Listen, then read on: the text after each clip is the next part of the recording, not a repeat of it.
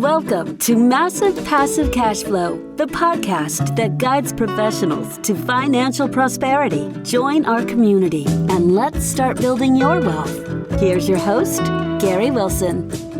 Welcome back to the Massive Passive Cash Flow podcast. I'm Gary Wilson, your host, and I'm glad to have you back. Hey, if you haven't done so and you wouldn't mind, please go ahead and subscribe to the podcast.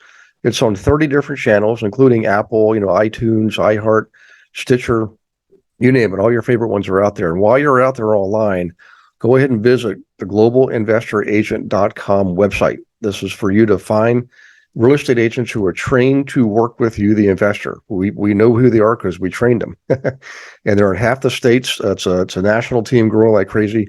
And they get access, guys. This is really important too. All the data on every single property and every single owner in the entire country, residential and commercial. And they're trained to identify, analyze, and negotiate properties on and off market for you and I, the investor. And if you are an agent, you know where the economy is going. Just go on there and click on the Learn More button and learn more about it yourselves, because this is a great way to not just survive, but thrive in any market, especially a market that's heading into a correction. So really important for you guys to pay attention to this and take care of yourselves and your family. So in any case, without further ado, we got a great guest today. Stuart Keller, all the way from Florida, which is, of course, my home state too. And Stuart, first off, thank you very much for joining us. We appreciate you taking your valuable time to share your expertise today. So thank you for being here. Thank you very much, Gary. Very excited to be here with you. Excellent. Hey, if you wouldn't mind, I'm really looking forward to talk. Today's subject, guys, by the way, is senior housing, and it's been the demand for that is going to continue to increase. Projections are all the way through past the year 2050. So this is not like a thing that's hot today, and this is a growing need. And there's a lot of interesting sectors. There's luxury senior housing. There's affordable senior housing. I mean, it runs the gamut. It's just an amazing sector. So, before we go into that, Stuart, would you mind sharing a little bit of background about yourself, so it provides a little context and color, and then we can jump into the subject. No, yeah, absolutely. So, really starting out right after grad school, very much an elevator pitch kind of scenario. Went to Orlando, literally handed my resume to a CFO of a smaller private equity office in an elevator, landed the job. That was my kind of foray into the private equity space. Did that for about 3 years, doing acquisitions, asset management, dispositions. Moved over into multifamily operations, overseeing properties in both a regional manager and a regional vice president role. So really understanding the business side of it, and then taking my asset management, financial analytics to be very successful on that front. Recently, about 3 years ago, joined Lloyd Jones to initially start and oversee the management side of the business, and then quickly moved over to found their asset management division. Had a lot of fun doing that. So, and then most recently, with our big push into senior living, I've actually started and founded our syndication platform. So as opposed to going to platforms like any of the big players like a CrowdStreet or a Realty Mogul or something like that, we'll actually be able to start syndicating deals ourselves with both the front end and the back office platforms.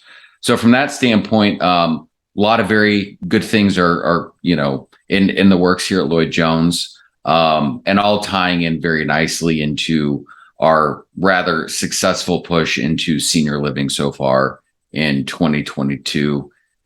We've closed on 10 deals so far this year. Wow. We have, I think, 3 or 4 more in the pipeline. And that doesn't include some ground up developments that we're doing, as well as third party management for both lease up, ground up, and existing properties for our third party management services. Okay. That sounds pretty awesome. So I know obviously you're in Florida, so that's probably one of the primary states as far as the growth in the senior living sector. But you mentioned something about ground up development. That's something we were looking at a couple of years ago. And there were some some property in Georgia, and a lot of people when they retire, demographically, if there's any migration, it's from north to south, because they Mhm. just tired of the snow. They don't want to drive in the snow. They don't want to shovel the snow. They don't want to feel the snow. They want sand between your toes, not snow. So, Yeah. but Florida has grown dramatically, I mean, population wise, in the last since the pandemic. It's been even more. And land is like the new gold. But so, as far as the ground up, you're partnering with people, or what does that actually look like? Are you guys like acquiring the land and then bringing in a developer? Because there's developers that do develop these facilities. That's just what they do. There's like some guys Mhm. build luxury homes, some guys build these things. But would you mind just, I know it wasn't primary part of the topic, but I think it's an integral piece and very important, if you don't mind sharing. Oh, sure. Yeah. So I think back in 2019, we actually secured 10 acres of land in Mm-hmm. Port St. Lucie, Florida, Mm-hmm. right around the corner from, high-end shopping, restaurants, the whole 9 yards. Location was tremendous.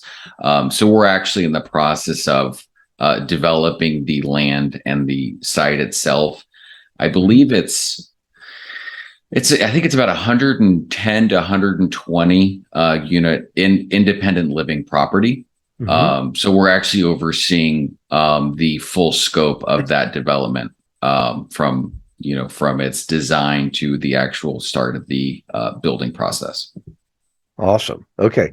Yeah. Another thing we looked at too. This was a niche within the sector, is um, taking existing single family homes in established neighborhoods, probably a little bit above, upper middle class, upper middle Hmm. class up to the bottom tiers of the luxury market, and taking those and converting them to senior housing where the zoning and occupancy rules would allow it. And what we found is people, they want to be in independent living or sometimes assisted living, but they don't want to be in an institutional facility. They still want to have the yard and the porch, and they want to hear children playing next door and dogs barking across the street and stuff like that. And we're seeing that pop up more too. And I don't know if it's just something that's because there's so much demand, or is that really its own sector? I don't know if you got involved with that at all.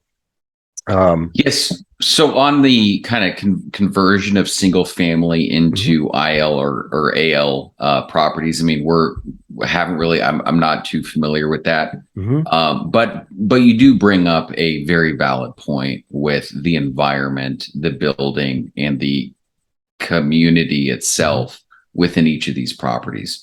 So, for years prior to me really digging into the senior living space, I definitely had one perception of it for sure.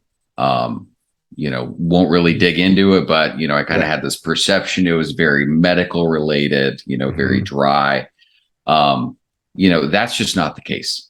So I actually spent some time last week in Valparaiso, Indiana, on Mhm. one of our assets.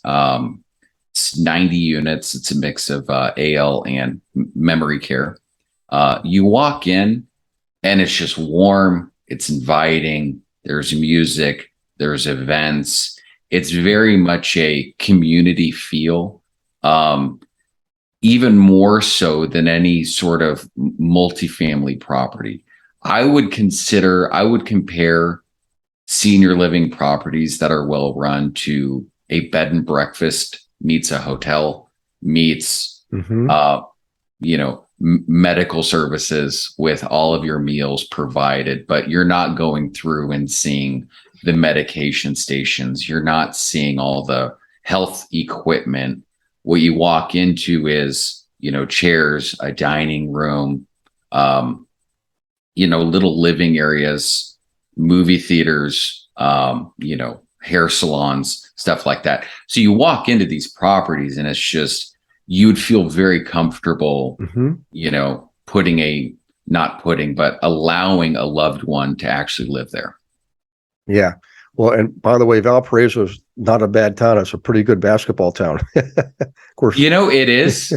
I was, Mhm. so I spent 3 days there last week, Mhm. and the city itself was phenomenal. But Mhm. then you actually dig into the metrics.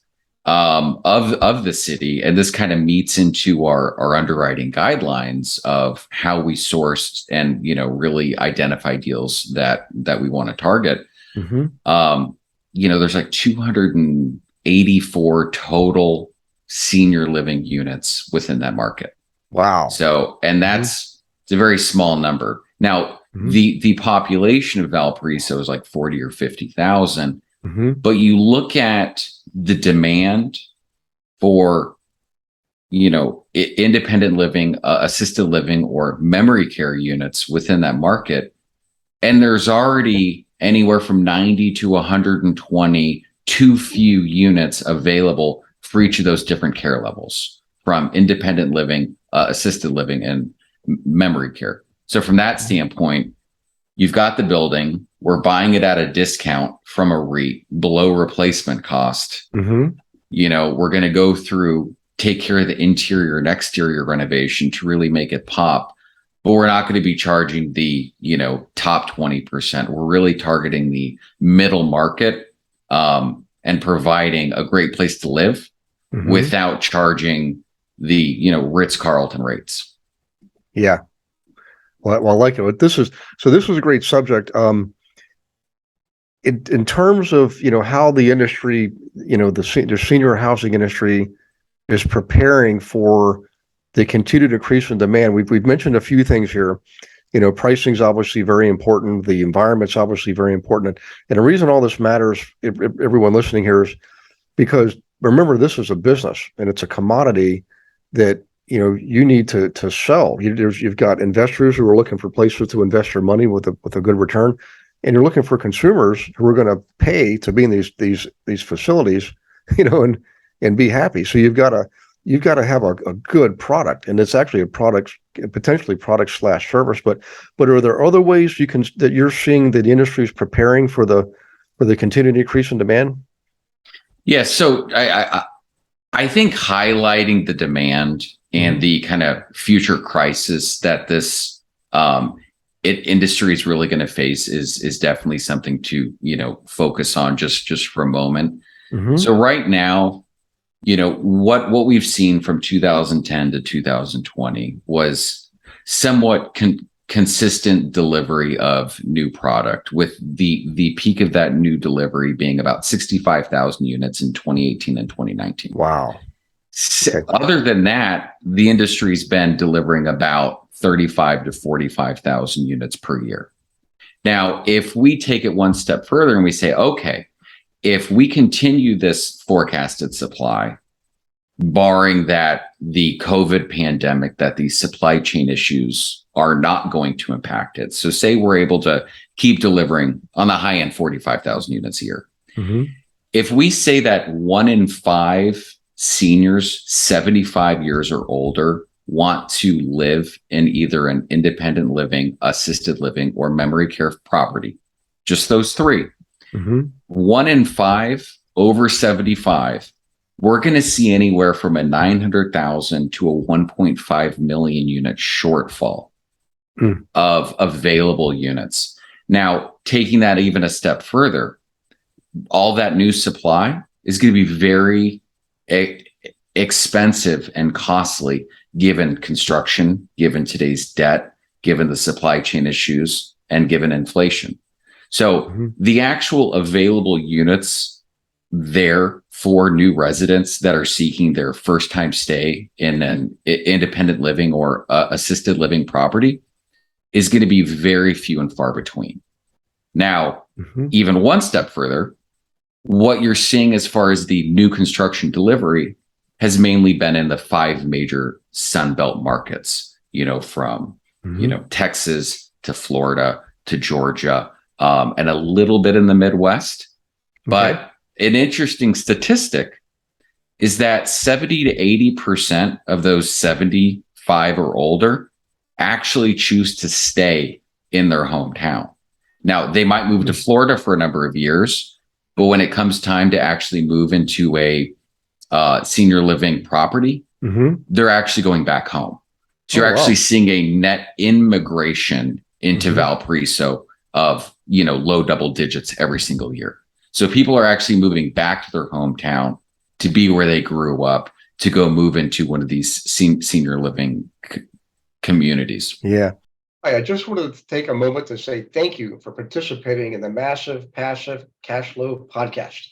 Also wanted to let you know that the book Global Investor Agent is officially out in print and in Kindle on Amazon. You can get it by clicking on the link right here. If you are an agent, definitely grab yourself a copy. This book, guys, was not just written by me. I also included 8 other investor agents from around the country. And I didn't just handpick them. I literally opened it up to the entire audience, and it was first come, first serve. So you're going to get feedback from brand new agents all the way up to top 25 team leaders, some on my team, some are not on my team, with valuable insight and instructions and guidance and actual checklists to follow to not just survive, but thrive in this market. I know you're looking for that advantage, and this is it. By the way, if you are an investor, grab a copy for your agent. And for everybody, all profits from the sale of the book, Kindle and print, all go to the Healing House Foundation, 100%. Thank you for doing that too, guys. Let's get back to the show. It's interesting you mentioned that, because I've actually noticed that. I just didn't know recognize it as something to track, because that's actually really important. You figure people that are 60 to 65 are moving to Florida in droves, but maybe when they're 85, that sounds like what's happening, is I have personally seen that. And it makes perfect sense too. So absolutely. Okay. Now let's talk about, if you're okay discussing it, where you are now, Lori Jones. So what is, how does Lloyd Jones come into play here? Like, what's their approach, when it comes to managing, improving the lives of the residents in these facilities? What sets it apart, I guess? Yeah. So, great question. I mean, I love the fact that we're going to highlight this. So Lloyd Jones, and we've actually just rebranded ourselves in, probably early August. So we're actually calling our senior living management division now Aviva Senior Living. How we're structured is we've got 4 regions, each led by its own COO and its own CIO. So each of the COOs and CIOs will actually be living in each of the 4 regions. We've got the Northeast, so NEMA. We've got the Southeast, we have the Midwest, and we have the Southwest. So from there, that's just kind of where, I guess, the fun starts. And then the actual approach and the systems we're putting into place is on the 8 factors of wellness. So we're not just buying the property, hiring the staff, and saying good luck. We're actually focused on, the movement, music, the nutrition, mental health, social interaction, the activities. So we're taking a very holistic approach to how we're going to interact with our residents, how we're going to care for the residents, and then how we're going to interface, that quality of living with the sons and daughters and the relatives of the residents. So from that standpoint, we're definitely taking a fresh look at a very kind of, I don't want to call it a stagnant industry, but, trying to find a new way to do things differently, with our own twist, to make it really branded. One of the big items that we actually do on that side of the business is every time we close a property, we actually send the several members of the team on a 1-week cruise. Oh, wow. with a member of their, with a +1. So they're actually able to go disconnect to reconnect, and then really breathe new life into the property. Awesome.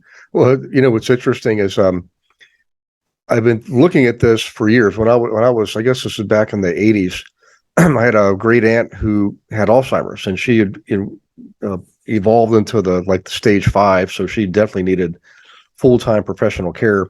And I remember that facility definitely was institutional, definitely clinical. And while they had, a giant, community room and, dining room and all that, it was a nice place. It just had that feel to it. And I remember thinking at that time, I was just getting out of college. I thought, boy, there's going to be a lot of opportunity in this business in the future. I just couldn't at the time. I didn't know enough to know what it was going to look like and how to participate. So fast forward, I guess close to 40 years, I was involved with a project this past year.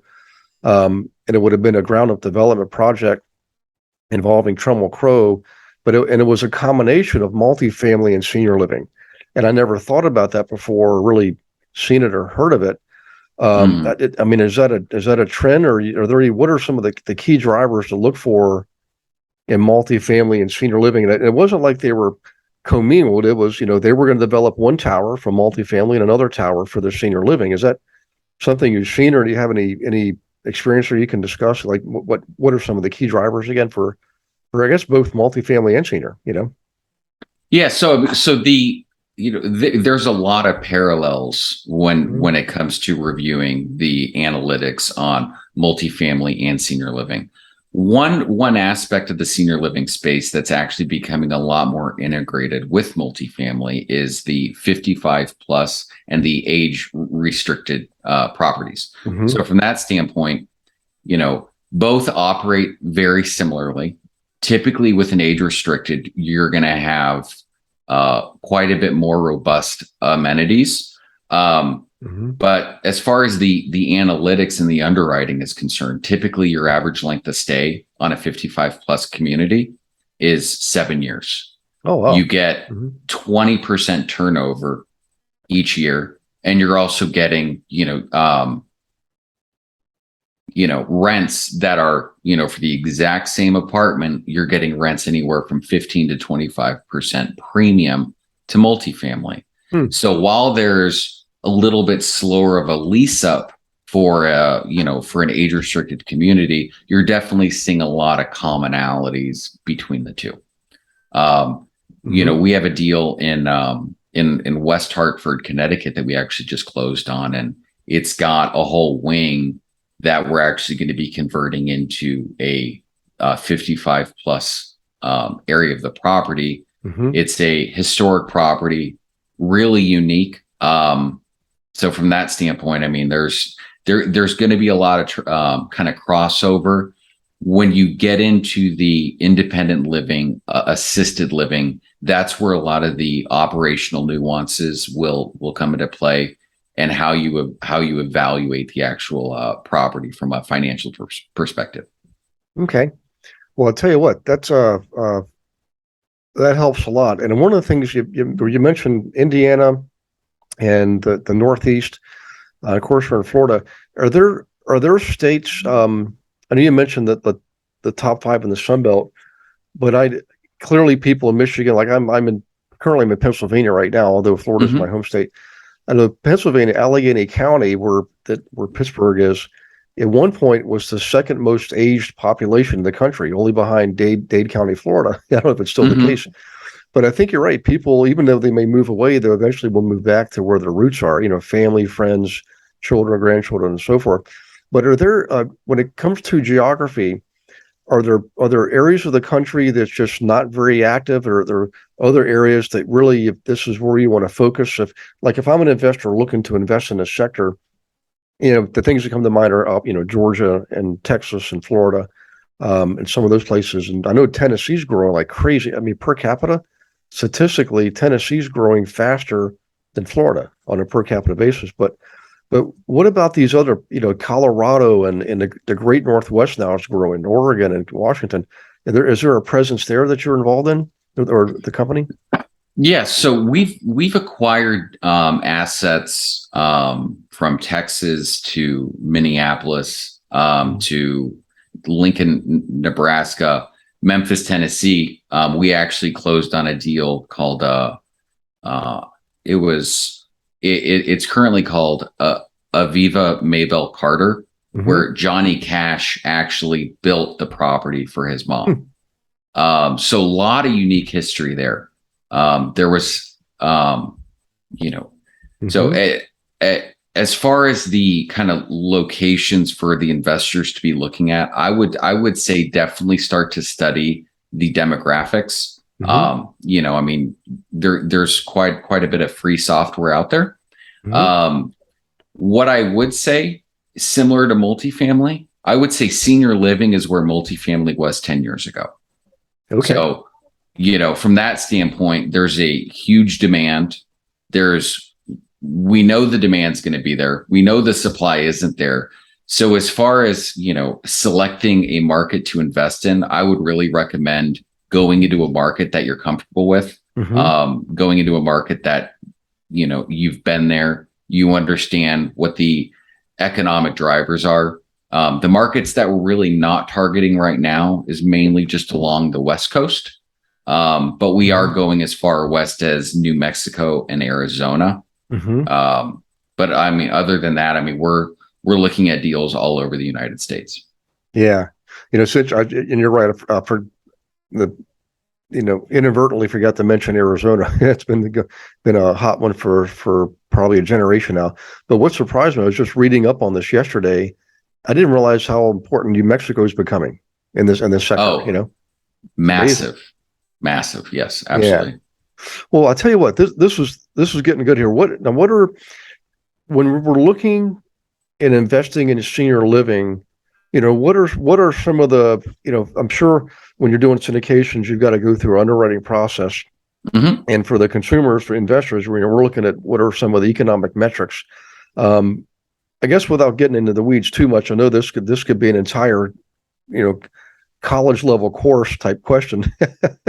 but can you shed some light at a high level on, what are your underwriting? What are you looking for underwriting and economic metrics that you can share with investors looking to invest in senior living? Yes. So I think really just, at the forefront, if somebody brings you a senior living deal and they say, hey, we're going to ramp up the occupancy or the census when it comes to senior living, in the first 90 days. In multifamily, that works. In senior living, not going to happen.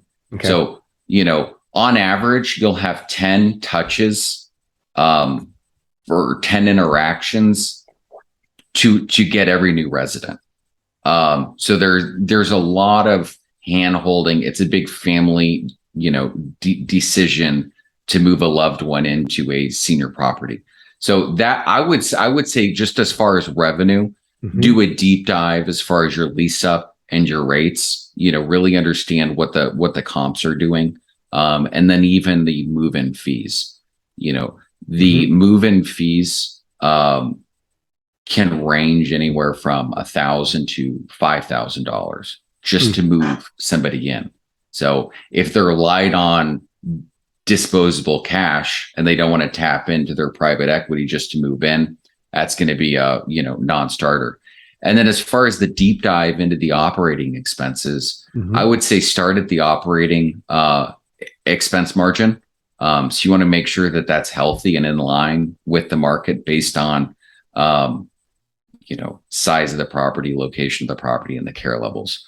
What you don't want to do is say you're going to lease up with 20 more assisted living residents, and you're not going to touch the operating expenses. So there are staffing ratios that you have to follow for every X amount of residents, and each state has their own guidelines. So you're not able to really have a one size fits all. So understanding or partnering with an investor or an operator or a GP that understands the nuances, I think, is critical. It's not a space that just anybody can get into. I know on the buy side, the interview process is significant to be able to close on one of these deals. So I would say at a high level, lease up, revenue, and then your operating expense margins. Okay. All right. I appreciate that. And so now what I'm thinking is the investors themselves. I mean, you got people in their 20s getting out of college, getting their first jobs in their careers, and they're starting their 401ks and maybe looking to invest on the side.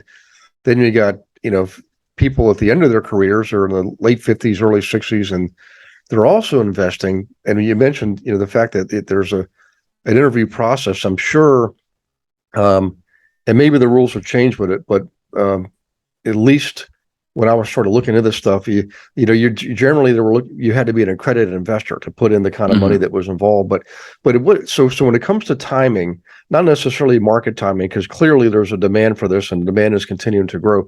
But I mean timing in terms of the investors themselves, where they are in their lives. I mean, I never thought about this, other than having the light bulb go off in my 20s, say I think this could be a pretty good growth sector. At the time, I wasn't involved in investing; I was in computer science. So, but it's just my instinct told me that. But as far as when to invest in senior housing, is that something you generally see people do early on in their life, or is it more people like me in their late 50s, early 60s, or is there any? I mean, what are you seeing there? Or is there any guideline? Yeah. So as far as what our offerings, we are doing Reg D 506C offerings. You have to, $200 or $300,000 of average household income over the past 2 years, or $1 million in investable or in net worth, not including your primary place of residence. Our kind of demand, what we're seeing as far as demographics is going to be, we have a lot of middle-aged professionals that are looking for consistent yield-driven investments. So, and that's kind of what we're actually delivering right now is cap rates on these deals are, high single digits to low double digits. Underwriting metrics are 7.5 up to a 10 or even an 11 yield. And that's if you do nothing else on the property. A lot of our investments right now are kind of light value add and more of an operational stabilization of just pushing the census back up. So right now, all of our investors, we're actually getting ready to launch our first investment on our own syndication platform. So we're taking kind of a hybrid approach to our marketing philosophy, whether it's podcasts, such as yourself, LinkedIn, Facebook, SEO, and then even partnering with some publications has been really effective for us. Okay, so it sounds like there's information, there's support and guides. Do you have I know we're getting closer on time, so we got to watch that too. But when I get in a subject like this, time tends to fly pretty fast. But is there a guide, like an actual, whether it's online or in print, like a how-to? Hey, here's the first 10 things you need to do to get involved with this. And one of them, I'm assuming, I would recommend people get involved with you and Lloyd Jones. But is there anything like that available to the public?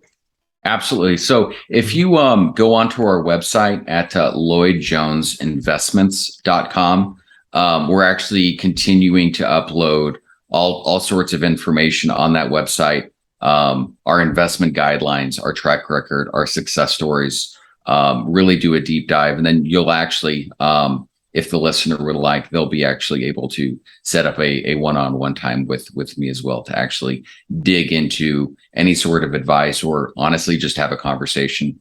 This market, real estate in general, is all about relationships. So from that standpoint, I mean, feel free. Again, it's just Lloyd Jones. That's LLOYDJONES investments with an S.com.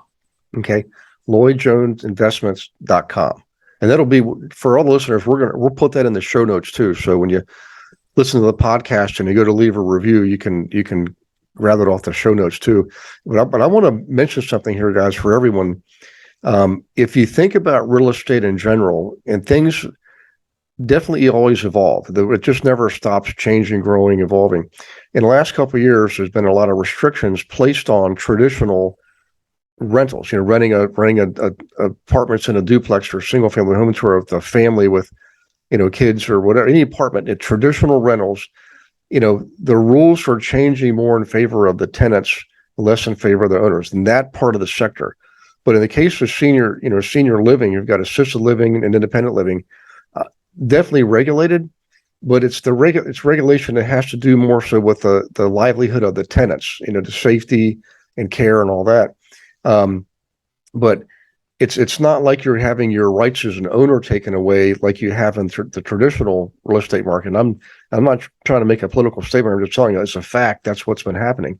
So this is a great way to get involved in real estate that the demand's going to be there for a long, long time, and it's an established sector. It's a seasoned sector, and you got people like the company Lloyd Jones and Stuart Keller here, who are ready to help you. So definitely take them up on it, guys. And while you're out there, please do leave a review, because we the podcast world is, we put time and energy into putting it out there. We're happy to do it. It's a community service, but you, the listener, obviously you don't have to pay for it. It's just your time. So your review is our currency. If you could do that, that'd be awesome. And while you're out there, go to LloydJonesInvesting.com, check it out, and get a hold of Stuart. And once you do that, go ahead over to GlobalInvestorAgent.com and grab yourself one of those investor agents from around the country. Okay. And if you are an agent, well, you really need to take this seriously now. This is not the time to hesitate, or I'll wait and see, or worse yet, panic. This is a time to prepare. And this is one really good way to prepare. So in any case, hey, Stuart, any final parting words of wisdom, maybe a lesson you learned from one of your granddads, for example, something that's served you well over the years? I think with anything in life, consistency is key. If you have a goal, such as this, setting up a syndication platform, is just remembering to do a little bit every day. So as if you're not making progress on a daily basis, you're going backwards. So I would say, if you're interested in investing, if you're interested in learning more, do a little bit every day. Awesome. Well, I appreciate that. Obviously, great words of wisdom. And there was a quote by Denzel Washington.